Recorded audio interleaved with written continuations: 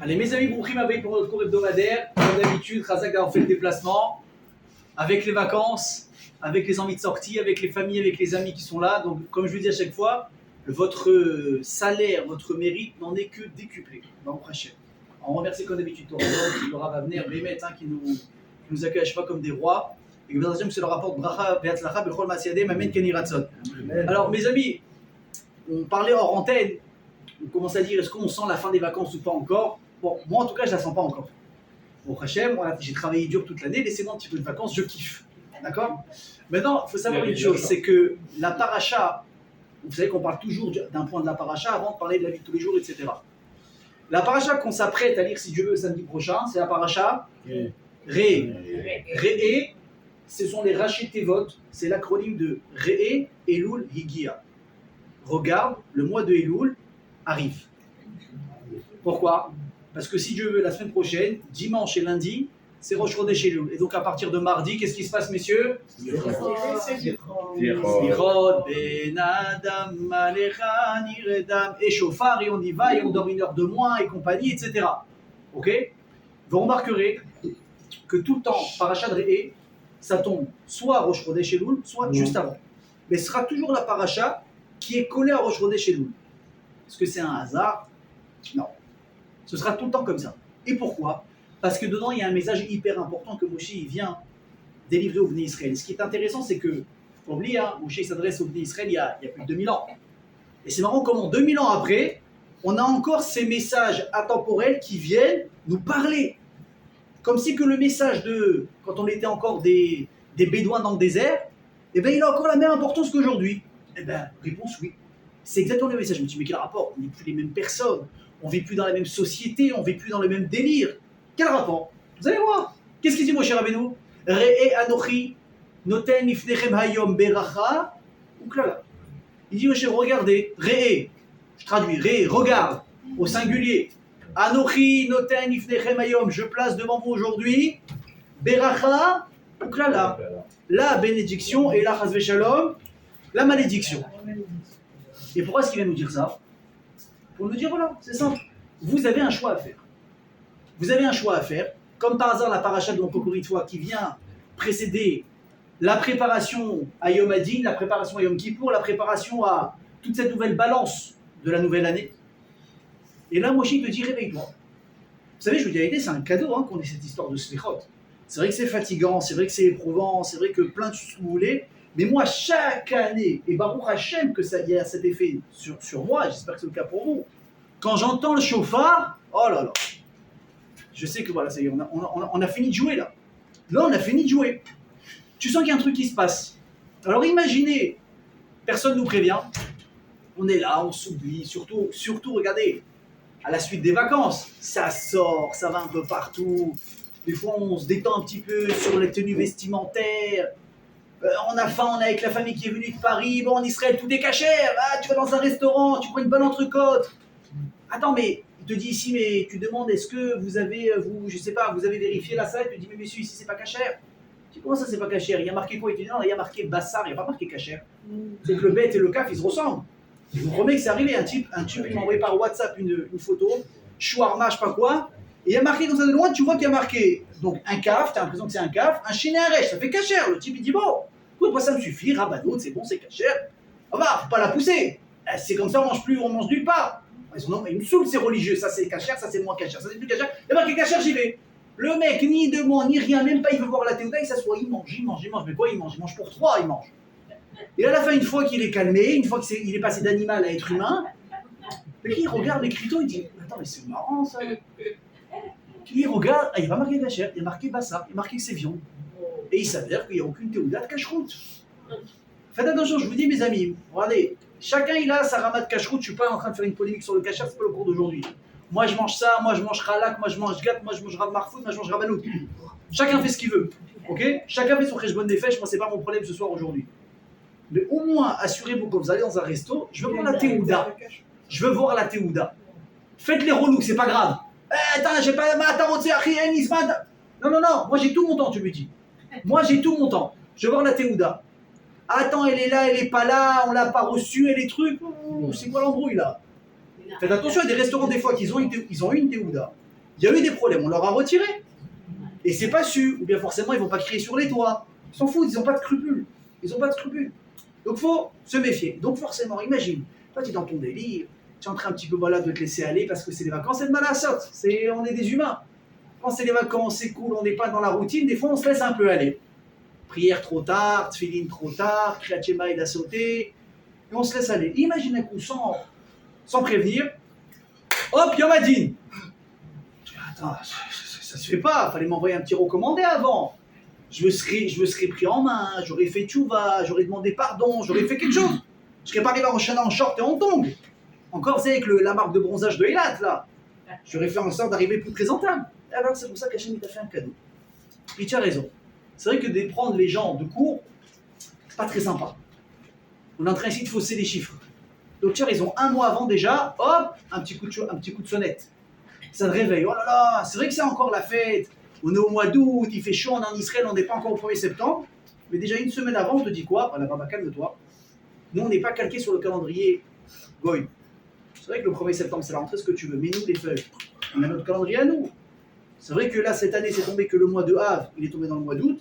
Des fois, ça n'a rien à voir. Des fois, Rosh Chodesh chez nous, il tombe le 1er août, je me rappelle. Quand on était à la Yeshiva, on avait un peu les boules. Pourquoi? Parce qu'on arrivait à la Yeshiva, parce que c'était la rentrée. 1er août, tu as tous les vacanciers qui sont là, tu as ta famille, tu as des trucs. Et toi, tu dois être à la Yeshiva. Pas que c'est déjà le poids, que la Yeshiva, c'est un poids.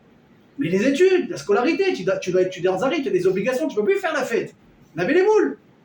D'un côté, tu vois les vacanciers à droite, et toi, c'est comme ça, c'est dur là, il ne faut pas croire, hein, c'est un rythme très intensif. On commence à 7h le matin, on termine à 23h le soir. C'est très, très, très intensif. Et il faut étudier, et il y a des examens, et il y a des choses, il y a des obligations de présence, et les prières, et ci et ça. Alors cette année, on a eu les deux en même temps, Av et Août. Franchement, c'est super bien tombé. Mais il dit à Kadosh Baruch Hu, les amis, il faut se réveiller. Re'e Elul Higia. Il ne faut pas s'oublier. Et là, Moshe te dit, oh Baba, oh, t'as le choix. Soit à droite, soit à gauche. Soit tu prends la bracha, soit tu prends l'autre choix. Alors, moi je l'aime bien l'avertissement, il est sympa, c'est vrai, il est gentil Moshe. Mais je peux vous poser des questions honnêtement. L'avertissement il arrive au bout de combien de temps? Au bout d'un an. On a fait Rosh Hashanah Kippour l'année dernière.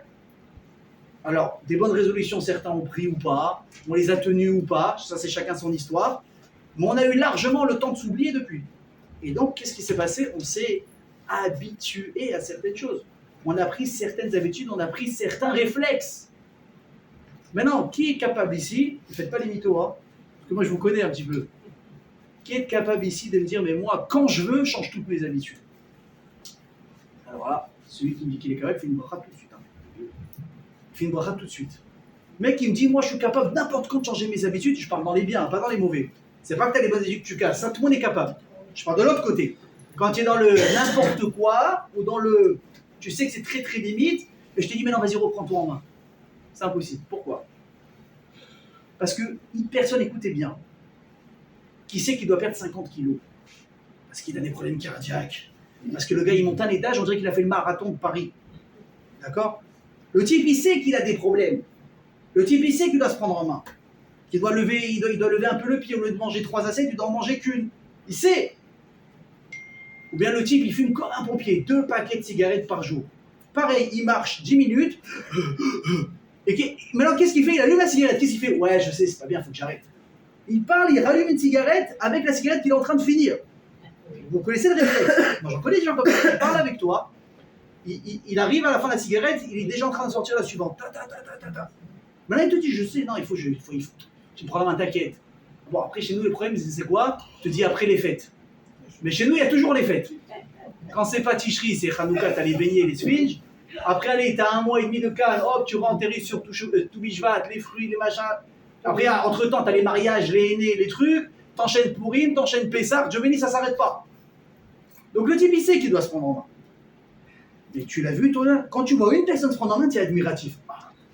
Gars, écoute-moi, on l'a appelé la semaine dernière, on lui dit, viens David, on fait un bon resto. Qu'est-ce qu'il dit? Je suis désolé, si c'est le soir, je sors pas. Je fais attention à ma ligne, c'est comme ça. Ou bien si je vous accompagne, vous ne trouvez pas de relou, moi je prendrai une salade. Une salade. Une salade. Toi, d'habitude, Jimmy, tu t'assois, on a l'impression que la table elle est pour toi. Je ne parle pas de David qui est ici, arrêtez de le regarder. Je parle de David en général. Ok. Et tu lui dis, comment il a fait ça? Et il tient. Et d'un coup, tu le vois marcher dans la rue, il fait des marches et tout. Tu es admiratif, pourquoi? Parce que d'être capable de changer ses habitudes et de se taper, c'est super difficile. Et moi, je vient comme une fleur. Tu te dis, regarde, moi je suis sympa, je te donne le choix de choisir. Tu as les bonnes choses à prendre et les moins bonnes choses qu'il faut laisser tomber. Mais c'est super difficile. Mais c'est hyper dur. Comment on va faire un truc comme ça? Et ce qui est intéressant, c'est que Moshe, comment il présente les choses ici? Il dit Bracha Klala. Alors que dans Parashat Nitzavim, qu'est-ce qu'il dit? Chaim et Mavet. La vie et la mort. C'est quoi la différence? C'est que la vie et la mort, on remarque tous la différence immédiatement. Tu veux mourir ou tu veux vivre? C'est très clair. Le mec, s'il hésite, il a un problème. Mais quand tu dis à quelqu'un Bracha ou Klala, là c'est vicieux. Pourquoi? Vous savez pourquoi? Parce que tu ne te rends pas compte tout de suite de la différence entre les deux. Écoutez bien ce que je vous dis. Vous avez envie, je sais pas, vous êtes un peu énervé, vous êtes un peu triste. Vous avez envie maintenant d'une bonne tablette de chocolat. D'une bonne tablette, celle qui va te rester 3 mois avant de l'éliminer, tu vois? La bonne. Maintenant, écoutez bien ce que je vous dis. Vous prenez le chocolat, vous sentez bien sur le moment, n'est-ce pas? Mais après coup, tac, tu payes. Tu rentres plus dans ton pantalon. Tu rentres plus dans ta robe. On te dit, oh là là, t'as pas minci, hein? Il s'est passé quelque chose. Par contre, une personne qui dit, bon allez, à partir de maintenant, je prends dans la main, je vais commencer à marcher, je vais faire comme ça, une demi-heure, 1 heure de marche tous les jours. C'est agréable? Pas du tout, c'est pas agréable. Le mec qui n'a pas l'habitude de marcher, je peux vous dire, il est en train de mourir. Il marche, il transpire, il est essoufflé, il est en train de regretter 10 fois la décision. Il arrive pas à monter l'escalier, il s'écroule le lendemain. Limite, il faut une grue pour le lever, le pauvre tellement qu'il est courbaturé. Tu peux pas, il bouge pas. À Valma, après, qu'est-ce qui se passe après coup? Au bout d'1 semaine, 2 semaines, 3 semaines, type, ils sont mieux. C'est quoi la différence entre guillemets, le bien et le pas bien? C'est que le rat, le mauvais, mes amis, il paye content, il paye cash. Tu veux prendre maintenant, bah. La Vera, elle est toujours bonne, hein. Tout de suite, c'est toujours bon. Mais le piège, il est après. Par contre, très souvent, les bonnes choses, elles sont amères au début, mais elles sont kiffantes à la fin. Donc il dit, moi, chez Rabbeinu, fais attention, mon pote. T'as la bracha, t'as la klala. Des fois, tu te trompes, tu peux te tromper. T'as l'impression que ça, c'est bon, parce que voilà, maintenant, on bouge. Le chocolat, il est super agréable. Alors, si tu t'arrêtes à un carreau, il n'y a pas de problème. Mais quand tu sais que tu es une personne qui commence la tablette, toi, tu es dans la khumra, il faut que tu finisses toute la tablette. Et là, il va avoir un problème. Tu ne vas pas t'en rendre compte tout de suite. Peut-être le lendemain, tu auras mal au ventre à la rigueur. Mais le pire, ça va être quoi? Sur le long terme. Et c'est exactement ça. Et je vous ai déjà dit plusieurs fois, la différence entre une mitzvah et une avera, mes amis, c'est quoi? C'est que l'avera, au début, c'est excitant. C'est très séduisant. C'est Mais à la fin, une fois que tu l'as fait, et que tu reprends tes esprits, c'est quoi? C'est je regrette. J'aurais pas dû. Tu regrettes. Par contre, une mitzvah, c'est l'inverse. Ton réveil va sonner la semaine prochaine, mardi, slichot, 6h, 7h du matin, oh là, tu es KO. 1 heure de sommeil en moins, je peux vous dire que c'est beaucoup. Hein. C'est beaucoup 1 heure de sommeil en moins. T'as pas envie. Tu es dans tes couettes, t'es bien, t'as la clim qui est bien réglée, t'as la bonne température, tu es en plein rêve. Dans le rêve, t'es en train de recevoir un Oscar de je sais pas quoi, de gagner au loto. Ou je sais pas, t'es dans un super rêve, t'as toutes les raisons pour pas te lever. Tu veux pas, tu fais tu vas te forcer. Je peux vous dire, tu sors des sérotes, tu sors de la tefila, tu te sens le roi du monde. Qu'est-ce que j'ai bien fait? Parce que la vérité, elle est là. La vérité, elle est là. Sur comment on appelle ça, les tvach haror, sur le long terme, c'est quoi qui reste? Les avérotes, jamais on en est fier à la fin. Jamais. Mais ce qui est intéressant, c'est qu'une avéra, on connaît le processus depuis le temps. Ça fait 30, 50, 80 ans qu'on les fait, les avérotes, malheureusement. On sait qu'on veut maintenant la faire. On sait que c'est pas le bon choix à faire. Et que finalement, une fois qu'on l'aura faite, on va la regretter.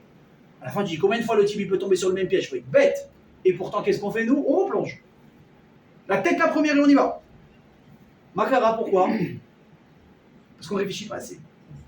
Parce que je peux vous dire, très souvent, on m'avait dit un très bon conseil pour éviter des fois les conflits inutiles ou qu'un conflit prenne des proportions. Le type il m'a dit avant de répondre, tout bête, hein, attends 10 secondes. Alors 10 secondes comme ça, c'est rien. Mais 10 secondes quand tu as envie de démolir quelqu'un verbalement, c'est très long. C'est très très long. Et il t'a dit quelque chose, tac, non, c'est du tac au tac, c'est celui qui va être le plus vite, celui qui va sortir la vacherie la plus dure en bas de la ceinture, c'est ça qui va faire mal, il faut que ce soit rapide. Et là, tu attends 10 secondes. Je peux vous dire que dans les 10 secondes, tu as un petit niveau de colère qui se calme. D'un coup, tu dis non, cette phrase-là, je ne peux pas la dire. Ou bien est-ce que cette phrase-là, elle vaut vraiment le coup d'être dit maintenant? Et là, tu réfléchis un petit peu aux conséquences, tu prends un autre chemin. C'est le temps un tout petit peu de réfléchir. Je peux vous dire que si on réfléchissait avant la majorité des avérotes qu'on a fait, je pense qu'on aurait été capable de les éviter en grande partie. Parce que des fois, c'est la pulsion. Des fois, c'est un manque de réflexion. Et des fois, malheureusement, on ne réfléchit pas assez. Alors, sachez, mes amis, que dans la Avodat Hashem, c'est exactement pareil. La Avodat Hashem, on ne peut pas regarder le court terme. On est obligé de regarder le long terme. De savoir qu'à force de faire quelque chose, ça va payer, ça va être bien. Et Moshe Rabbeinu, il dit, mes amis, il y a un truc très important qu'il faut comprendre. C'est qu'il faut s'armer de patience quand on veut progresser. Il faut s'armer de patience quand on va avancer. Et il dit, c'est pour ça que je vous dis aujourd'hui, Re'e anochi noten ifnechem quoi? Hayom. La paracha a été dit il y a 2000 ans. Ou Hayom. Hayom. Ouais, en plus au mois d'août. Ou Hayom, c'est pas possible. Il faut dire non. Hayom en 500, je sais pas combien. J'ai dit non, t'as pas compris. Un être humain, il ne doit jamais penser, écoutez bien ce que je vous dis, un être humain ne doit jamais penser qu'il est foutu. Tu rigoles, moi? Tu crois que moi je suis récupérable? Je suis irrécupérable. Ouais, combien de fois il y a des gens qui me disent, tu sais d'où je viens? Oh là là, si tu savais ce que j'ai fait, ce que j'ai passé dans ma vie, aujourd'hui tu me vois comme ça, je suis un peu à la Sina, je mets un peu la kippa, j'ai l'air un peu juif, mais ma main, toute ma vie, je l'ai massacré à la tronçonneuse. Les pauvres. Sachez une chose, mes amis, Moshe te dit En kazedava, qu'un juif te dit pour moi je suis foutu. Il te dit Hayom, n'importe quel jour dans lequel tu te trouves dans ta vie, tu peux décider de prendre la bonne décision et de changer de chemin. C'est comme ça. Pourquoi? Parce qu'un être humain, c'est pas un arbre. Une fois qu'il a poussé tordu, il va rester comme ça. Et si tu veux planter quelque chose de mieux, il va falloir couper, déraciner, tuer, et à ce moment-là, tu vas mettre quelque chose de bien. Non, non, pas du tout. Un être humain, c'est pas ça. Vous connaissez, c'est un exemple connu. Un jour, une personne est partie dans un cirque. Il a remarqué qu'il y avait un éléphant, donc il pesait je sais pas combien de tonnes, un monstre, ok, c'est la taille d'un immeuble, le truc. Et par quoi il était retenu, l'éléphant? Par une toute petite cordelette. Même un enfant de 2 ans, il fait ça, il a arraché la corde. Il voit que l'éléphant il est en train de bouger, son maître il vient, hop, il lui met la petite corde comme ça au pied, et d'un coup l'éléphant il bouge plus. Il dit, dis-moi, ta corde elle est magique? Elle a un truc spécial? Je dis, non, pas du tout, tu tires, elle s'en va. Tu tires un peu fort, elle s'en va. Il dit, oh, comment l'éléphant il bouge pas? Il est sauvé. Il dit, l'éléphant depuis qu'il est né, on lui a mis la corde au pied. Quand il était petit, il s'est habitué que quand il tirait, il se détachait pas. On l'a tellement habitué, on l'a tellement formaté, qu'en grandissant, c'est devenu un immeuble le truc. Il fait ça, mais il arrache le chapiteau entier. Dans sa tête, il est bloqué. Mais nous, on n'est pas comme ça. L'être humain, il a la force d'avoir un sérel. À Kama que tu peux être tordu, tu peux mal t'habituer, tu peux toujours changer tes habitudes. C'est ce qu'il dit Moshe Rabbeinu. Alors, dans l'idéal, c'est super. Mais dans la réalité, comment on fait? Sachez que chaque personne ici, vous savez qu'est-ce qu'elle est en réalité? Elle est le fruit de ses habitudes. Un caractère, il se forge par rapport à ce que tu t'es habitué à faire, par rapport à ce que tu as vu. Tout ce qu'on est aujourd'hui, c'est des habitudes. Vous voyez des gens, prenez des amis qui n'ont pas grandi comme vous. Un type, par exemple, il a l'habitude toujours de voir ses parents recevoir Shabbat, maman, là, c'est la maison d'Abraham Avinu. Et que ça s'est bien passé, évidemment, au contraire, pas qu'elle a été traumatisée, au contraire, ça s'est bien passé, c'était agréable, ça rigolait, la mère elle faisait que le sourire, le père il était là, il aidait. Mais quand il va grandir, lui ou elle, alors on peut dire exactement la même chose. Alors s'il va tomber sur un mari qui est différent, ou une femme qui est différente, chez eux ils ont grandi, tranquille, on est là, en famille, on invite de temps en temps pour les fêtes. Quand il va vouloir commencer à ramener des gens au kidouche, j'ai croisé celui-là, je lui dis, on dit, oh, calme-toi. Pourquoi est-ce qu'ils sont différents? Pas parce que moi je suis meilleur que toi, parce que j'ai un meilleur regard, ça n'a rien à voir. Parce qu'on a été habitués différemment. Prenez un exemple. Là, c'est toujours la même question à l'approche de Rosh Hashanah. Rosh Hashanah, Ouman ou pas Ouman? Bien sûr. Alors il y a ceux qui vont dire bien sûr. Pourquoi? Soit parce qu'ils ont grandi comme ça, soit parce qu'aujourd'hui ils en ont fait leur vocation, le méchané. Bon, on en reparlera quand tu seras marié si tu veux. Ok? Mais il y a plein de gens, qu'est-ce qu'ils vont dire? Ils vont dire, non, dis-moi, ça va pas. Je peux pas laisser ma femme et mes enfants. Tu dis, bon, on va demander à madame. Si c'est la bracha de madame, tu es d'accord à partir? Tu dis, bon, pourquoi pas? Avec des amis pour voir ce que c'est. Mais tu dis, la dame, qu'est-ce que dit? Elle te dit quoi? Mais même pas en rêve. Mais je suis désolé, mon mari part pas en chemin, il me laisse pas toute seule, j'ai avec les gosses. Est-ce qu'elle a le droit de dire ça? Bien sûr que oui. Alors comment c'est que tu vois de l'autre côté des femmes, elles te disent, mais va! Avec les 8, je vais me débrouiller, vas-y, bracha, Makara. Soit elles ont vécu différemment dans leur maison déjà depuis petites, ils ont vu leur père voyager, leur frère voyager, donc pour elles c'est normal. On s'arrange, je vais chez ma mère et trucs. Ou bien elles, je sais pas, elles ont fait, tu vois, d'une manière Breslev. Pour elles, c'est un idéal, mais une fois c'est une question d'habitude. C'est une question d'habitude. Je n'ouvre pas le débat, hein, chacun fait ce qu'il veut, ok? Ouais. Ok? Alors comment Moshe veut qu'on change nos habitudes? Surtout, je vais vous dire quelque chose qui est très intéressant. Vous savez c'est quoi le problème d'une Avera? À part le fait qu'on est mal fait, évidemment. Mais c'est que l'Avera, mes amis, elle nous laisse un goût. Amen. Non, écoutez bien ce que je vous dis. Un goût amer, c'est vrai, mais le kiff, tu l'as vécu. Le kiff, tu l'as fait. C'est vrai que le chocolat t'a fait prendre 2 kilos, mais qu'est-ce qu'il était bon? Oh là là là là là. Qu'est-ce qu'il était bon ce chocolat? Tu es marié, ou pas, mais encore pire marié. Tu vois une très très belle femme passer. Tu vas kiffer pendant 10 secondes la regarder. Tu vas kiffer. Le problème c'est quoi maintenant? C'est que le souvenir il reste. Écoutez bien, une Avera, ça change une personne. Ça veut dire que tu n'es plus la même personne qu'avant la Avera. Et ce souvenir, ce goût agréable, appelez ça comme vous voulez, bah, il était un peu menotté quelque part. Et pour sortir de là-bas, ça va être très compliqué. Parce que tu as le souvenir. C'est quoi le croire d'un Choser B'Tchouva, mes amis? C'est quoi la force d'un Baal Tchouva? C'est que le type, il veut se rapprocher de la Torah avec en tête tous les souvenirs et les bons goûts qu'il a eu dans la vie. Et il sait que maintenant, il va se les interdire.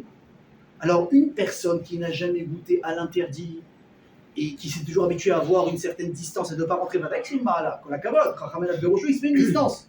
Mais entre guillemets, écoutez bien ce que je vous dis, quelque part, il ne sait pas ce qu'il rate. Il a toujours été éloigné de ça. C'est bien, il a été protégé. C'est beaucoup plus facile pour lui d'avancer. Mais une personne qui a été dans ce monde-là, des gens qui ont été dans le monde, mamash, chiloni total, pour pas dire le mot de goy carrément, rien, il n'y a pas de cache-route, tu manges ce que tu veux, ça n'existe pas. Nous, un fêche, quand il part en vacances, vous avez vu l'organisation que c'est, du moins que c'est censé être. Attends, où tu veux aller? Ok. L'hôtel, il y a qui? Comment ça se passe? Piscine séparée, pas piscine séparée? Il y a de la bouffe cachère, pas de bouffe cachère? Casserole, marmite, il y a du cachère sur place, il y a un beit rabat, il y a une synagogue, il y a un mikvé. Maman, on dirait que tu es en train d'organiser un déplacement d'un président de l'État. Et le type qui fait rien, ouais, j'ai trouvé un super deal là pour aller à, je sais pas moi, à Bombay. Bah vas-y, on y va. Bah on y va. Ni il prend des marmites, ni il prend des casseroles, ni il prend rien du tout. Il fausse. Maintenant, imagine un type, il fait tchouva maintenant. Il a été habitué de voyager où il veut, quand il veut. Juste, lui, ce qu'il regarde une chose, c'est quoi? C'est quand est-ce dans Booking, ouais, dans le site internet, quand est-ce que le prix il est descendu. Et là, maintenant, qu'est-ce qu'il doit faire? Oui, non, alors ça, je fais une croix, il n'y a pas de synagogue. Ça, je fais une croix, il n'y a pas de mikvé. Ça, je fais une croix, il n'y a pas de cachère. Ça, et qu'est-ce qui reste alors? Le mec, il les a ici. Il n'en peut plus, il les a les boules. Et malgré tout, il se travaille. Mais ça, c'est la ma'ala. La Baal Tchouva, c'est que toute sa vie, il va vivre quelque part avec le souvenir de ce qu'il avait eu avant, que maintenant, il n'a plus. Vous comprenez, c'est quoi le problème d'une Avera? C'est ce souvenir et ce goût qui reste constamment. Et c'est très dur de se séparer de ça. Et d'ailleurs, le Rambam, il dit quelque chose, écoutez bien, c'est très très fort. Je ne vais pas vous dire tout, mais une partie. Il dit, c'est par rapport à ça que les tzadikim et les prophètes, ils demandent à Hachem dans leur prière, écoutez bien, Ali gremu li chata'ai le mon'ani mitchouva. Hachem fait en sorte que mes fautes ne m'empêchent pas de faire tes chouvas. C'est dur comme mes fautes. Il y a mes fautes, c'est une chose, et il y a moi. Tes fautes, elles sont là à te traîner, à te coller, à te tirer vers le bas. Elles veulent que tu recommences, évidemment, c'est un kiff. Écoutez bien, il ne faut pas se cacher la face. Si la Avera, ce n'était pas un plaisir, on n'aurait pas envie ni de la faire, ni de la refaire. C'est uniquement parce que c'est un kiff, et comme je dis, ça paye cash, c'est tout de suite, c'est immédiat. À la différence d'une mitzvah, qu'on est beaucoup plus facilement, entre guillemets, attiré à la faire. Et là, qu'est-ce qu'il dit Rambam? Et là, il demande le tzaddik, Tiye areshut beyadi, La chouv bechol mikri achar zor ve'avin derech haemet. Et là maintenant, moi, la force de toujours avoir la capacité dans ma main de faire teshuva et de me rappeler de comprendre le Hémet. Pourquoi? Atkama que la Avera, écoutez bien ce qu'elle est. Elle est très forte et elle est présente. Vous savez, j'ai lu un truc. Il faut que je vérifie. Je pense que c'est vrai parce que ce serait vraiment trop gros si ce n'était pas le cas. Je vais vous parler d'un animal. Vous allez dire c'est un truc de fou. Vous avez déjà entendu parler du castor, n'est-ce pas? Ouais. Celui qui construit les barrages. Est-ce que... il faut une certaine intelligence pour construire un barrage. Attention, hein. Il faut savoir couper du bois, il faut savoir le placer, et 1, et 2, et 3, et quand ils le font, ils l'ont fait. Est-ce que vous savez que, aussi intelligent qu'il est, il est super bête? Et je vais vous dire pourquoi. Mais vous allez devenir fou. Hein. Le castor, il a son terrier, et il a son petit chemin tous les jours qu'il prend pour aller au boulot, au fleuve, et ensuite il repart. Il a un gros défaut. C'est que qu'il pleuve, qu'il vente, qu'il neige, qu'il y ait des dangers, il va passer tout le temps, par le même chemin au centimètre près. Qu'est-ce qu'ils font les chasseurs pour chasser les castors? Ils repèrent où il dort, ils repèrent où il va, ils repèrent son petit chemin. Écoutez bien, ils vont creuser un trou exactement sur son itinéraire. Ils creusent un trou bien profond que s'il tombe, il ne peut pas ressortir. C'est un truc de fou. Hein. Le castor, il a fait sa journée de travail, il est content, il est tout tranquille, il va arriver chez lui, se doucher. Enfin, il est déjà douché, il était toute la journée dans l'eau. Il veut manger, il veut se reposer. Sur le chemin du retour, il est à 200 mètres de son terrier. Écoutez bien, il voit le trou, il voit le piège. Tu n'as même pas besoin de le cacher. Il le voit. Écoutez bien. Il s'arrête, il pleure. Pourquoi? Parce qu'il sait qu'il n'a pas d'autre choix que de passer par là. Et il tombe. Et il se fait avoir. Vous vous rendez compte? Il voit le piège. Il est tellement dans sa nature, enchaîné dans ses habitudes, qu'il n'est même pas capable, quand il le voit devant sa tête que c'est sa fin, il va quand même y aller. Des gens comme ça. Hein? Des gens comme ça. Exactement. Exactement, c'est un exemple, Peter. Pour la caméra, tu es au taquet ce soir. Prenez l'exemple, s'il vous plaît. Franchement. Prenez l'exemple. Ça veut dire quoi? Regardez la force d'une habitude. Et surtout d'une mauvaise habitude. C'est quoi ça? On dit Avera, Goreret, Avera. Évidemment, Gabor Hashem, mitzvah, Goreret, mitzvah. Une mitzvah, on entraîne une autre. Mais une Avera, elle entraîne encore plus facilement une autre. Je vais vous raconter une histoire pour vous montrer ce que c'est.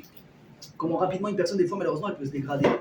L'histoire remonte à peu près à il y a 200 ans. Ok? Il y avait à l'époque un grand sadique qui s'appelait la Gnour de Rougine. Un géant. Et il y avait un de ses élèves qui voulait aller le voir. Et sur le chemin, il s'est arrêté dans un petit hôtel. La nuit venue, il y a des brigands qui vont attaquer l'auberge, donc ils vont saisir tout de suite le propriétaire, ils vont l'attacher, et là évidemment ils vont commencer à passer chambre par chambre pour attacher les gens, pour leur voler ce qu'ils ont volé, etc. Et là donc, il y a le groupe, le chef des brigands, lui aussi il participe évidemment à l'assaut, et il rentre dans une chambre, et il voit ce chassid assis par terre, en train d'étudier. Maintenant, il voit le chassid, et il s'arrête net. Le type il comprend pas, il voit un mec qui était comme un fou il y a 2 secondes, il voulait tuer tout le monde.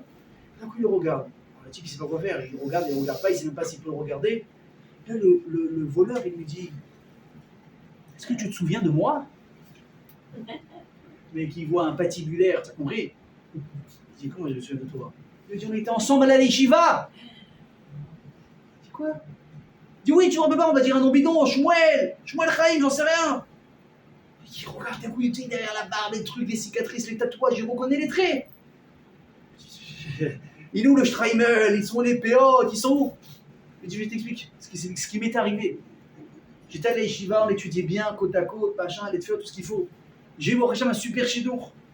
Mon beau-père, il avait des moyens, rien que au Hachem, il étudiait la Torah. Et il tenait une auberge, et ma femme, elle aidait, c'est elle essentiellement qui s'occupait de l'auberge. Mon beau-père commençait à être un peu vieux. Et moi, j'étais là dans un coin, j'étudiais. Un jour, ma femme, elle est venue me voir, elle me dit: il y a un groupe de personnes là, ils n'ont pas l'air très nets, mais ce qui m'inquiète, c'est qu'ils ne sont pas d'accord comment, apparemment, dispatcher leur oseille. Ça commence à, je sais pas, à prendre des petites proportions et tout, ils commencent à s'énerver. Regarde, toi, tu as une tête, Baruch Hashem, vous savez, un mec qui étudie de la Gemara et de la Halacha, sa tête, elle est capable de faire des calculs. Avec la tête que tu as, je suis sûr que tu peux arriver à une super entente avec tout le monde. Le mec dit: bon, pourquoi pas. Il s'assoit avec eux, il entend les notes de chacun, il écoute le cas. Écoutez, messieurs, moi je vous dis ce que chez nous on fait, incroyable. Mais bien sûr, il a raison, évidemment, et tout le monde accepte le partage, et même lui, évidemment, On lui donne un petit quelque chose, comme on dit, personnel, un ami, personnel. Il prend son petit truc, il est content. Ok. 2 mois après, ils reviennent. Eh, excusez-moi, le rabbin, l'homme de Dieu, appelez ça comme vous voulez, il est là. Elle dit oui, il est là. Il dit écoutez, on a encore un problème. Il se réassoit avec eux et ça commence à devenir une habitude. Manu, au fond de lui, il sait que c'est pas un truc bien dans lequel il faut rentrer. Mais bon, ça paye bien, ça arrondit bien les fins de mois. Il a l'impression de faire une mitzvah et tout. Et à un moment donné, je lui dis c'est quoi le problème? C'est quand tu rentres dans les secrets des gens pas fréquentables, tu en sais trop. Tu peux pas comme ça de volatiliser du jour au lendemain. Il me dit hop, tu sais maintenant, tu restes avec nous. Et jusqu'à ce qu'un soir, ils sont venus taper à ma porte, à ma fenêtre comme ça en panique. Vite, dépêche-toi, on a besoin de toi. Je dis mais moi je travaille avec vous. Mais si, tu sais exactement, tu connais tous les coups, tu sais ce qui se passe. Vite, dépêche-toi, on a besoin de toi, on est en galère. Bon, le type, il essuie. Et là, dans le cambriolage qu'il devait faire, lui, il a assommé un cocher. Malheureusement, il a tapé trop fort, il est mort. Et d'un coup, de fil en aiguille, il ne savait plus comment en sortir. Et il est devenu carrément le chef des brigands. De fil en aiguille. Regardez comment quoi?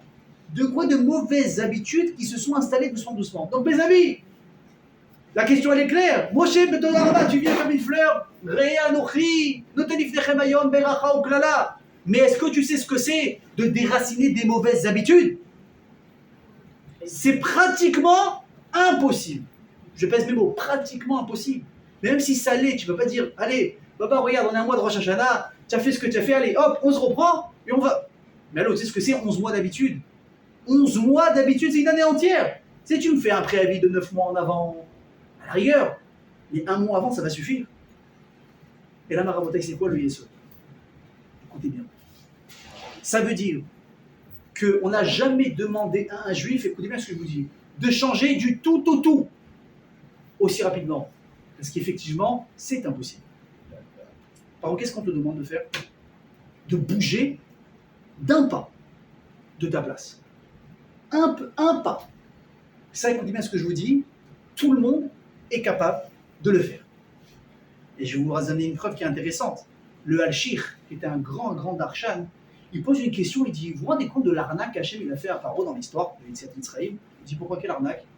Il a dit, il a envoyé Moshe depuis le début, il a dit quoi? Allez hop les amis, ça y est, le temps de la Géoula est arrivé, on va prendre nos clics et nos claques, on s'en va, direction d'Eretz Israël, c'est fini, on ne sera plus jamais esclave. Très bien.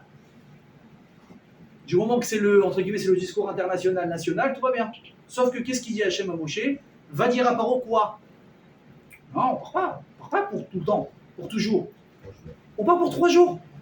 D'ailleurs, chez le GTM Midbar, on fait 3 jours, un petit aller-retour express. Et quelque part après, on revient. Ah, c'est bien, c'est beau la Torah.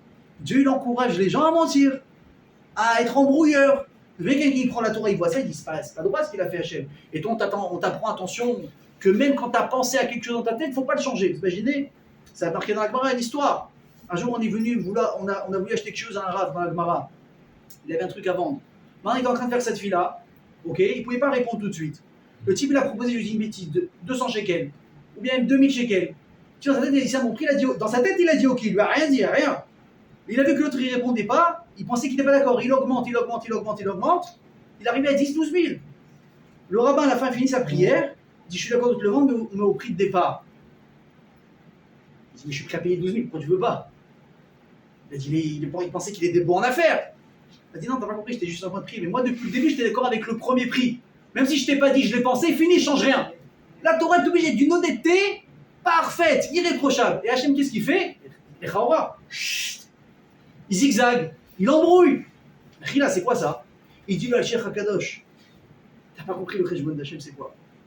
Hachem, il est conscient qu'un être humain, il n'est pas capable de changer du tout au tout en un instant, c'est impossible. Comment tu peux aller voir un roi qui a des millions et des millions d'esclaves gratos, qui fait prospérer son pays, et tu crois que tu vas lui dire maintenant avec toute la gentillesse ou même la cruauté, allez, tout le monde dehors et tu dois dire oui? Mais c'est impossible de dire oui. Même de Paro, on ne s'attend pas à un changement drastique, c'est impossible. Même de Paro. Par contre, qu'est-ce qu'on peut lui demander? De souffler. Lâche un peu de la laisse là. Même dans les guerres, c'est compréhensif. Fait un cessez-le-feu, les entrées des camions humanitaires, etc. Tout le monde le fait. Paro, il aurait dû être capable, 3 jours, de laisser sortir des gens. Ça, c'est complètement acceptable. Ça s'appelle un tout petit pas. mais quoi? Du fait qu'il n'a pas fait. Ça prouvait que quoi? Que c'est pas parce qu'il ne pouvait pas, c'est parce qu'il avait pris la décision de non. Ça, c'est uniquement une mauvaise décision personnelle et mauvaise. Une rébellion contre Dieu. Mais complètement. D'ailleurs, imaginez une chose. On dit qu'Akadosh Baruch Hu, Nahon, à un moment donné, il a enlevé carrément le livre arbitre à Paro. Il a marqué quoi? Il a ben et libo. Il lui a quoi? Il lui a durci le cœur pour qu'il continue à dire non. Et avec ça, qu'est-ce qu'il a fait? Il a continué à donner des coups. Dis-moi, tu joues avec qui? Tu dis à quelqu'un fait ça, tu lui as enlevé la possibilité de dire oui, c'est que dire non maintenant. C'est quoi ce jeu? Encore une fois, c'est bizarre ce comportement. Réponse, mais tu crois qu'Hachem il a fait tout de suite? Hachem il lui a laissé le temps de dire oui 1000 fois. Mais Paro il s'est tellement habitué à dire non que déjà lui il était plus capable de dire oui. Donc Hachem qu'est-ce qu'il a fait? Il dit bon alors le mot oui sert à rien, je l'enlève. Parce que tu t'es déjà toi habitué à dire non. Mais quand j'arrive et je te dis écoute, laisse sortir les gens pendant un petit moment, tu aurais dû être capable de dire oui mais tu l'as pas fait. Mes amis, le Yesod qu'on est en train d'apprendre ici, il est très très très très fort. C'est quoi? C'est comme on l'a dit. Un être humain, même s'il veut, il ne peut pas changer du tout au tout en une fois. Et sachez une chose, hein, une personne qui fait teshuva et qui passe d'une extrême à l'autre en très peu de temps, 90% de chances que ça ne va pas. Attention, hein, qu'on comprenne bien. Je ne dis pas que le type il accepte sur lui toutes les mitzvot. Vous savez, ça c'est une halakha. Une personne qui dit par exemple, à partir de maintenant je fais toutes les mitzvot à part Shabbat. Non, je suis sérieux. Ou au moins je mange pas kasher. Mais je fais tout le reste, mais ça je m'en sens capable. Chazal dit ça vaut 0. Parce que tu peux pas faire une exception sur ce que tu veux faire. Tu dois tout accepter. Par contre, une personne qui dit écoute, je prends tout, mais les hâtes, ça marche. Parce qu'il a tout accepté. Mais il est conscient qu'il doit y aller par étapes. Il n'a pas fait d'exception d'une mitzvah. Donc quand une personne décide de faire teshuva, la tzniou, le Shabbat, le kasher, n'importe quoi, les trucs les plus j'ai envie de dire, fondamentaux du Ham Israël, le mikvé, ce que vous voulez. Il dit écoute, je vais essayer doucement. Vous savez que même une personne qui veut commencer à faire Shabbat, écoutez bien ce que je vous dis. J'ai parlé avec quelqu'un comme ça la semaine dernière. Je vous dis, moi, je dis merci à Hachem tous les jours d'avoir grandi dans une maison depuis que je suis petit, j'ai vu faire Shabbat. Parce que pour moi, c'est normal de faire Shabbat. C'est normal, j'ai pas une avamina dans ma tête de faire le contraire. Ah, mais c'est vrai que des fois, Shabbat, c'est un peu long. C'est un peu long, vous voyez, à Paris, des fois, ça sort à 23h. Tu peux péter un câble. Mais après, tu t'es conditionné. Ah bah écoute, on va manger un peu tard, on reste à la synagogue un peu plus longtemps, on va étudier, on fait une bonne sieste, on repart à la synagogue vers 18h, et il y a des cours, tu vas t'occuper, des jeux de société en famille, on discute, on fait quelque chose. À Bota, avec des gens qui ont été privés, je dis bien privés du Shabbat, depuis petit, et qu'ils essayent à 20, 30, 40 ans de faire Shabbat, c'est super difficile. J'ai parlé à quelqu'un, il me dit écoute, avec les enfants, de faire Shabbat, mais c'est une horreur. C'est une horreur, c'est une souffrance. On ne peut pas leur mettre de dessin animé, pas de télé, on ne peut pas les occuper, ils sont là, ils s'ennuient. Ça. Nous aussi on devient fou, on n'est pas capable, on craque. Tu te dis comment tu peux faire pour faire Shabbat? Tu dois te dire ce Shabbat, je fais 2 heures Shabbat. 2 heures. 2 heures, j'allume pas de cigarette. 2 heures, j'allume pas mon téléphone. 2 heures, il n'y a pas de télé. Et la semaine prochaine, tu rajouteras quoi? 1 heure. Ne fais pas le Wonder Woman ou le Superman, ça marche pas. Si une personne dit écoute, moi j'ai tout pour ça, j'ai la famille qui vient, et il y a un rabbin qui vient, et il y a tout le monde qui vient, bah, bracha, si tu as les moyens. Si tu peux, si tu donnes les conditions pour y arriver, tant mieux. Mais si tu es seul et que tu peux pas, tu vas essayer d'un coup, tu sais que tu vas casser, doucement. Quelqu'un me dit ouais, mais ça veut rien dire si j'allume pas de cigarette pendant 2 heures. Tu as qu'à allumer depuis le début, c'est faux. Ça, c'est faux. Les 2 heures que tu as gardé Shabbat, ça s'appelle que tu as été chômeur Shabbat pendant 2 heures. C'est vrai qu'après tu as fait ce que tu as fait. Mais les 2 heures, personne ne peut te les enlever. C'est à toi. Vous comprenez? Même si une personne a fait pratiquement tout son Shabbat, la dernière heure elle a craqué, elle a allumé une cigarette. Ça veut dire que tout est parti à la poubelle? Pas du tout. Mais c'est le seul moyen d'arriver à changer. Encore une fois, je répète, je ne vous encourage pas à aller doucement. Celui qui sent vraiment qu'il a les forces, qu'il est conditionné pour ça, qu'il a les bons outils pour ça, il a de la famille qui est prête à l'entourer, il peut se faire inviter le Shabbat, il peut inviter des gens. On ne t'a pas dit exprès d'aller à contresens. Mais si tu sais que tu n'as pas les moyens, mal à la saute. C'est ça le message. Il dit Moshe Rabbeinu, changer du tout au tout en une fois, impossible, n'essaye même pas. Par contre, ce que tu peux faire, c'est quoi? C'est un petit changement. Un pas. Mais c'est quoi le problème avec nous? C'est quoi, nous, le problème qu'on a? C'est que nous, on a trop tendance à dire, mais non, hein, si je fais pas tout, ça vaut rien. Ça vaut rien si je fais pas tout. Le petit pas, il a aucune valeur. Tu imagines, l'autre, il est là, il fait Shabbat, il étudie. Sa femme, elle met la perruque, lui, il met la kippa, les enfants, ils ont des petites. Et moi, tu me dis, t'es pas allumé de cigarette 1 heure pendant Shabbat, je suis un grand, je fais tes chouvas, mais c'est zéro, c'est ou tout ou rien. C'est faux. Pourquoi c'est faux? Pourquoi c'est faux? Parce que tu ne peux jamais, et tu ne dois jamais, sous-estimer la valeur et l'impact d'un petit acte, d'un seul. Pourquoi? Parce que ce changement que tu vas faire, B, Marshava dit pour assez, dans ta manière de penser, ta manière de parler, dans ta manière d'agir, ce que tu veux. Ce petit changement que tu vas faire, tu sais ce qu'il peut faire? Et ce qu'il va faire, c'est pas ce qu'il peut, ce qu'il va faire. Il va allumer une étincelle en toi. Soit une ancienne, qui est endormie depuis très longtemps, soit carrément une nouvelle. Mais l'étincelle, tu vas la ressentir. Et tu sais ce que tu vas sentir? Tu vas faire c'était quoi ça? C'était quoi ce truc que j'ai ressenti ici? Qu'il n'y a aucune boîte de nuit qui peut te donner, et aucun bon resto qui peut te donner, et rien qui peut te donner ça. On appelle ça la spiritualité. Il n'y a rien qui peut remplacer la spiritualité, c'est pas possible. La preuve, c'est quoi? Prenez tous les plaisirs du monde, à un moment donné, tout le monde s'en lasse. Tout le monde. Mais pourquoi? Pourquoi? Parce que combien tu peux kiffer la matérialité? T'as le corps, c'est vrai, mais t'as autre chose à dire, qui a soif. Et tant que tu donnes pas, tu vas pas étancher la soif de cette chose qui te demande tout le temps, qui s'appelle la neshama, tu vas te sentir toujours à la fin comme ça. Par contre, la neshama, elle n'a pas besoin du plaisir physique et matériel. Une personne qui est capable vraiment de prendre, comment on a vu des gdolés adorent le Rav Steinman, le Rav Chaim Kanevsky, mais surtout le Rav Steinman. Moi, j'ai eu le srout de le voir dans ma vie, de rentrer dans sa maison à Bnei Brak, mais la simplicité, c'est pas le mot. La simplicité, c'est pas le bon mot, mes amis. Il n'y a rien, il y a une table en bois qui est en train de trembler. Je ne sais pas s'il y avait une prime alors qu'il habitait à Bnei Brak. Il mangeait à peine, il était content. Je ne vous dis pas qu'il faut. Soyez pas comme ça, vous n'arriverez pas. Mais il avait un sourire, je dis, c'est pas possible. Mais il n'y a rien qui lui manque. Parce que l'essentiel, c'est ça, justement, c'est la spiritualité. Alors nous, on n'a pas le niveau. Il nous faut des deux, il n'y a aucun problème. Prenez les deux, kiffez jusqu'à 120 ans, bracha, comme il faut. Hachem, il vous encourage. Mais ça ne peut pas être un et pas l'autre. Que un et pas l'autre, ça ne marche pas. C'est pas possible. Vous comprenez? C'est pas possible. Et il dit, mon cher Elou, cette étincelle que tu vas ressentir un petit peu en avançant, c'est ça qui va t'aider. Pourquoi? Parce qu'il apprenait bien un klal. Acharei hama'asim nimshachim alevavot. Ça veut dire quoi, traduction? C'est au travers des actes que les cœurs sont attirés. Tu vas faire un petit maasé, un seul. Eh ben, tu vas aimer. Mais le problème, c'est que c'est à double tranchant. Tu sais, tu t'habitues à Vérot, et un, et encore un, et encore une, et encore une, ton cœur, il cherche ça. Parce que tu t'es habitué comme ça. Mais si tu décides maintenant de commencer à marquer des buts de l'autre côté, et 2 heures Shabbat, et 5 minutes de Torah, et un petit cours une fois dans la semaine, et une après je travaille avec une copine, et tac, ben, qu'est-ce qui se passe? Ça va être une roue. Tu vas vouloir encore et encore. Tu vas à la Sina une fois. C'était sympa la Sina. Le rabbin il est sympa. Il y a le petit café après avec les copains. Il y a un petit cours de Torah. Franchement, c'est un kiff. Et tu vas aller Shabbat. Et tu vas parler à ta femme de ce que tu as étudié. Tu sais, j'ai étudié un truc comme ça. Tu vas encore commencer à prendre des cours de Shalom Bayit. Ça va influer sur ta femme. Mon mari, depuis qu'il étudie, il s'est calmé. Il est plus sympa. Avant, il rentrait, on aurait dit un goujat de la synagogue. Shabbat, j'ai fait après, c'est pas vrai. Il a appris à se calmer. Chérie, tu as besoin d'aide. Tu dis en 25 ans, il n'a jamais proposé de l'aide. Et qu'est-ce qui s'est passé maintenant? Il a commencé à entendre ce qu'il fallait entendre, mais avec 30 ans de retard. C'est pas grave, il n'est jamais trop tard pour faire bien. Vous comprenez?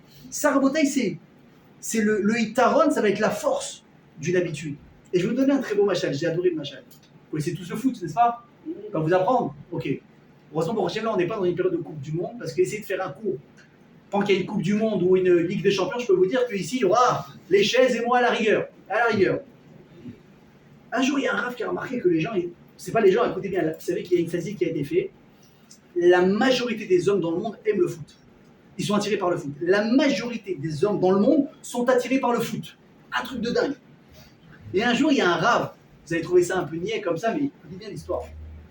Il a observé le match. Il a vu que quoi? Qu'il y avait donc 2 équipes qui s'affrontaient. L'autre, il essayait de prendre le ballon, l'autre, il essayait de tirer. Nanana. Et un jour, il s'est approché d'un jeune, il lui dit, dis-moi si j'ai bien compris les règles. Vous essayez quoi? De vous piquer le ballon, l'un l'autre. Vous essayez de marquer quand il y a le goal, n'est-ce pas? Il dit, ouais, c'est pas évident. Tu as la défense, tu as les attaquants et surtout tu as le goal. Tu vois, c'est un singe. Il dit, mais j'ai une idée. Mais il ne dit à personne. Je te dis quoi? Écoute, tu vas kiffer, Joël. Il dit, c'est quoi l'idée? Je dis, attends que le match il se termine. Les supporters ils sont partis, les joueurs sont partis se doucher, ils sont changés, ils sont dans le car pour rentrer. Personne ne regarde, ils ont éteint le stade. Viens avec une petite lampe de poche. Tu prends le ballon tout seul et tu mets une tonne de buts. Il n'y a personne. Tu peux gagner 100-0 en 2 minutes. C'est une bonne idée qu'il a le rabat ou c'est complètement bête? Le jeune il lui dit, mais il regarde le rabat, il a du respect pour lui, mais il dit, attends, il est pas net lui. Il dira, mais vous n'avez pas compris. Tout le challenge c'est quoi? C'est Dafka quand il y a un gardien. Dafka quand la difficulté, le mec il va réussir à passer les dribbles, tac, technique, contrôle, truc, hop, tu marques. C'est ça le truc. C'est dommage. Il dit le Talmud Yerushalmi, écoutez bien. On sait aujourd'hui que la terre elle est. On est d'accord, elle est ronde, n'est-ce pas? Ça va. On le sait scientifiquement, ce que vous voulez. Magnifique. Vous croyez qu'on vous a attendu avec les scientifiques? Yerushalmi raconte que Alexandre le Grand, un jour il est monté sur un aigle. Il est monté, il a volé, il est sorti de la terre. Et il a vu que la terre était ronde. Elle dit la Gemara, tu sais ce que c'est? La terre, le Kadour Haaretz, c'est comme ce ballon de foot. Khazal, ils expliquent comme ça. C'est-à-dire, c'est un ballon où il y aura toujours 2 cages qui vont se disputer. La cage du bon Dieu et la cage du Gehinam et du Yetzerara. Et tout le jeu d'un juif dans le monde, c'est quoi? C'est d'essayer de prendre ce ballon, qui est ta vie dans ce monde-là, et essayer de voir où est-ce que tu peux le rentrer le plus possible. Pour Hachem, ou Chas Shalom, pour l'autre là-bas. Là ou là, je veux dire, mais c'est hyper difficile. C'est vrai. C'est quoi le but du foot, mes amis? C'est vadaïque, c'est de mettre le ballon au fond des filets de l'autre. Mais comment t'en es arrivé? T'as dribblé, t'as feinté, t'as essayé 2 trucs, tu t'es organisé, mais comment ça a commencé? Un pas. C'est un enchaînement de pas. C'est un enchaînement de pas, un derrière l'autre, un derrière l'autre, un derrière l'autre, pour finalement arriver à un exploit extraordinaire. Et qu'il a marqué en retourné acrobatique, c'est super. Il y a les photos, gros titre, la France, 3-0, ce que tu veux. Mais comment ça a commencé? Le coup d'envoi, c'est quoi? Un pas. Un pas. Et c'est comme ça que tu arrives à gagner. Mais si ça, mes amis, on ne comprend pas, on n'a rien compris. Vous comprenez? Ça, c'est la force, mes amis, d'un pas, d'avancer un petit peu. Et je vais finir avec une très belle parabole, on va terminer avec ça. Un jour, il y avait un commerçant. Il avait l'habitude, de travailler à crédit avec un fournisseur. Il lui donne la marchandise, l'autre, il va faire son business, quand il a, il lui paye. Sauf que ça a été 6 mois, 1 an, 2 ans, le type, il n'a rien mis sur la table. Le commerçant, il dit, écoute, lui, la prochaine fois qu'il vient, je ferme les robinets. Il dit, bon, alors voilà, salut, t'as quoi comme marchandise? Il fait, toi, t'as rien du tout. Pourquoi j'ai rien du tout? Tu rigoles? J'ai les mecs qui sont là pour charger, j'ai commencé à avoir des commandes, il fait, attends. T'as une dette là, ça fait il y a 2 ans que tu me dois, je te donne rien tant que tu m'as pas payé. Le type, il est intelligent, qu'est-ce qu'il a fait? Il dit, fais-moi un calcul, combien je te dois? 1 million. Un peu cher. Ok, j'imagine combien il a gagné le gars, hein, juste comme ça. Il dit, bon, 1 million d'un coup, c'est sûr, c'est dur, là, je suis déjà en train de réinvestir à droite, à gauche, je dois les employés, trucs. Il dit, ok, on se voit demain matin. Qu'est-ce qu'il fait? Il va prendre un peu à la maison ce qu'il a en liquide, ce qu'il a mis sous le matelas, il va un peu à la banque, il va un peu là, il sort 300-400 000. Ok? À peu près un tiers de ce qu'il lui doit. Il vient le lendemain, tac, une mallette, il ouvre, l'autre il voit les billets comme ça brille. Puis on parle en euros, elle est belle. Le mec il voit ça, il voit, il y a 3, il y a 400 000, t'inquiète pas, je rentre. Le type il dit, c'est quoi, allez, c'est bon, on continue. Pourquoi? Parce que le type il a mis du concret sur la table, même si c'est pas la totalité de ce qu'il lui doit. Le type il est sérieux, voilà, il me paye, il va payer. Et carrément le gars après contre le fournisseur, il arrange un petit peu, bon tu sais quoi, allez, c'était 1 million, allez, on arrondit. Allez, vas-y, prends, vas-y, c'est pas grave, on s'arrange après. Pourquoi il a changé de comportement? Parce qu'il a vu qu'en face, il y a un gars qui est capable de parler content, même en partie, mais il est là. Mes amis, c'est notre résumé, nous, du coup. On s'approche de Rosh Hashanah. Re'e et Elul Higia. Ça y est, dans 1 mois, un peu plus d'1 mois, Shofar Yom Hadin. Avec la Géoula, amen. Amen, Bezrat Hashem. Mais bon, on va pas attendre 1 mois, on l'attend tout de suite, la Géoula. Bezrat Hashem. Mais qu'est-ce qu'il dit le bon Dieu? Il dit, allô, Baba, ça fait 40 ans que toi et moi on marche à crédit.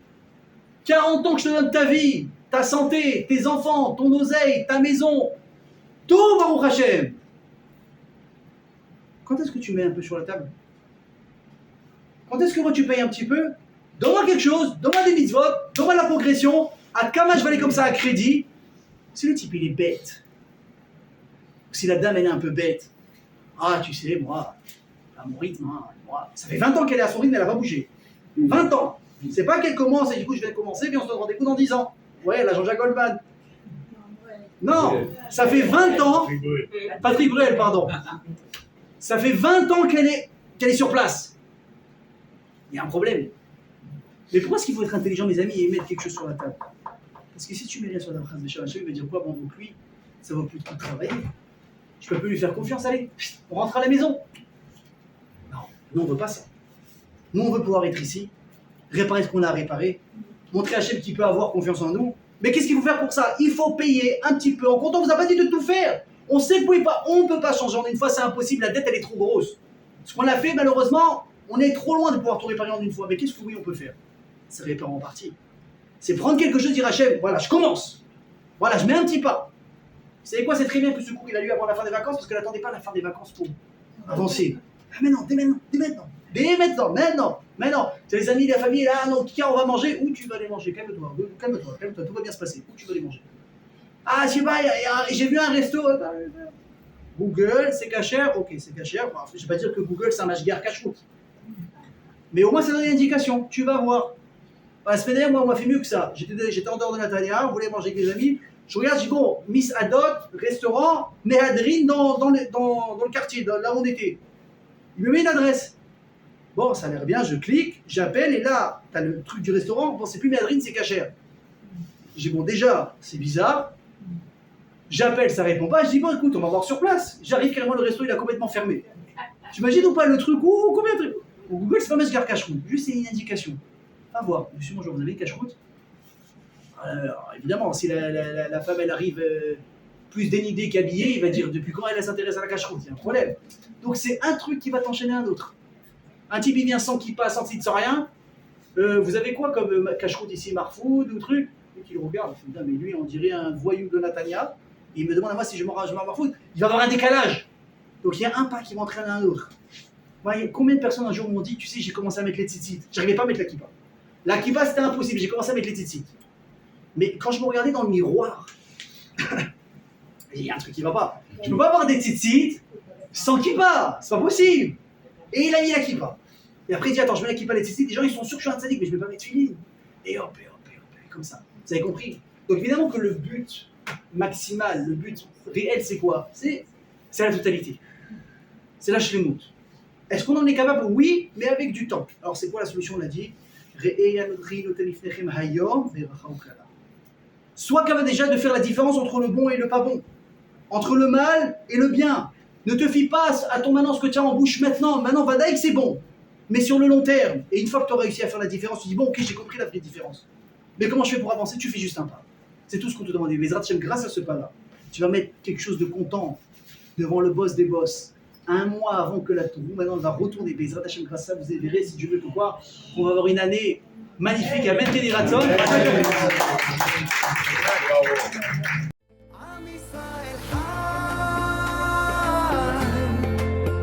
אם לא נשכח תמיד להיות